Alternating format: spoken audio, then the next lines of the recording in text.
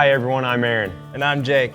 You may recognize us from the hunting public, but we've taken a few days out from the woods to join the Wisconsin DNR staff for another season of Wild Wisconsin. We're excited to be here for Season 2. We're here at Vortex Optics' new headquarters in Barneveld, Wisconsin, to get you ready for the hunt.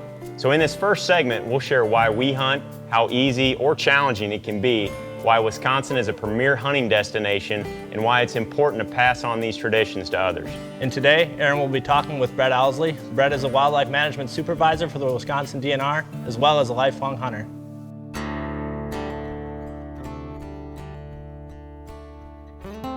Hey Brett, welcome to the show. Thanks, Aaron. It's great to be back on Wild Wisconsin. I hear that Season 2, there's a lot of new information coming their way. There certainly is. We got all kinds of stuff coming down the pipe this year. We got public land hunting segments, wild game cooking segments, podcasts, and tons more. I hear there's bonus segments. What are you covering there?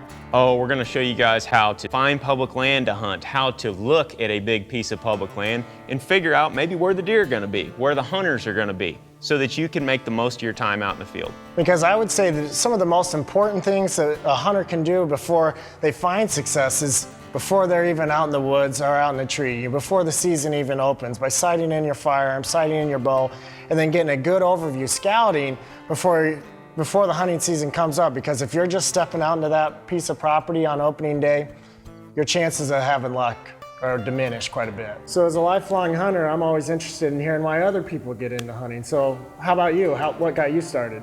I got started with my family when I was super young. You know, just like many of you guys out there, we started out hunting public land, small tracts of private.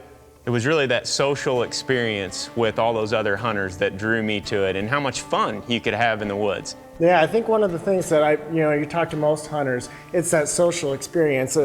Harvesting an animal, seeing an animal sometimes is last on anybody's idea. Oh, that happens very few. What makes a successful hunt, it's about spending time with family and the camaraderie of a hunting group that you can't find anywhere else. For me, it was all about family.